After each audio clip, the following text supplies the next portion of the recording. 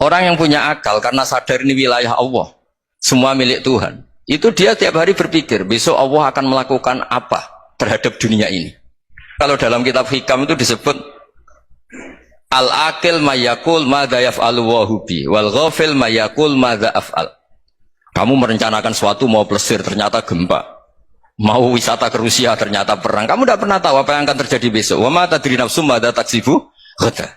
Tapi anda semua kita ini sering punya jadwal permanen. Makanya saya kalau diundang siapa saja, isane takdir. Yang jelas Gus ini acara penting. Ya masih acara penting nak pangeran ngersakno apa piye? Kok ape dadi pangeran? Kamu kok mau jadi Tuhan? Itu kadang ya kiai. Penting Gus acara ini jenengan harus memastikan bisa. Loh, kamu itu yang ngajarin tauhid, sesuatu itu biadillah, kok bilang-bilang apa pasti. Kalau maksa terus tak tobatkan loh kamu kata saya. Ya kalau gitu Gus bilang insya Allah. Wah itu hati saya, fisik saya, roh saya sudah bilang insya Allah. Nggak usah kamu latih kata saya. Nah hal-hal tauhid keseharian itu gampang sebetulnya. Wal ghafil yaqulu madza af'al. Tapi orang yang lupa Allah dia setiap hari bilang besok apa? Kita bisa melakukan apa? Seakan-akan dia itu aktor, dia penting, dia subjek permanen, dia. Padahal kita ini hanya objek kehendak Allah Subhanahu wa taala. Karena kita yakin sesuatu yang terjadi di alam raya ini kita tidak bisa apa-apa. Makanya saya sering ngaji, sering bilang saya. Ketika Anda mensifati Allah, dia yang menghidupkan. Sudah itu tanamkan sehingga ketika kita mati santai saja. Kenapa santai? Allah punya cara menghidupkan kita. Zaman kita hidup juga gak tahu caranya ngelola jantung, ngelola paru-paru.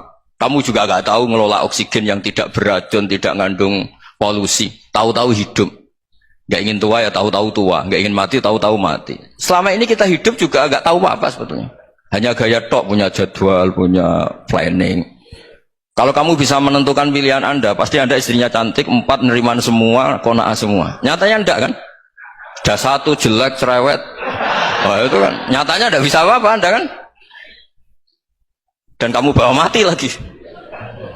Nah, itu kan, istri Anda juga gitu, punya keinginan, punya suami yang ganteng, yang jabat, yang neriman, yang enggak poligami. Ya tidak kesampaian juga. Kalau kita ngitung tingkat kegagalan kita itu gagal terus. Ya kan? Nah, terus ingat Allah, madza yaf'alu wa hubi. Orang yang punya akal selalu berpikir Allah itu menghendaki apa terhadap saya. Loh, sama-sama orang gitu. Melihat orang yang serius, itu kata Anda itu pemikir berat, serius, senang punya tokoh yang merengut karena kamu anggap serius. Tapi sebagian orang menganggap orang yang serius itu wong merengut, wong masam, wong muka kok ditekuk. Jadi sama itu hati ya muqallibal qulub tsabbit qalbi ala dini, karena kita enggak tahu cara berpikir kita tentang orang lain, tentang sekeliling kita. Misalnya kita orang baik yang jenis ngurmat fakir miskin, ada orang bangun masjid mewah itu janggal. Apa artinya masjid mewah kalau banyak orang kelaparan? Tapi kalau yang jenis pendidikan, apa artinya masjid mewah kalau tidak bisa ngaji? Nanti yang jenis infrastruktur, apa artinya ini kalau semuanya punya sudut pandang yang berbeda-beda.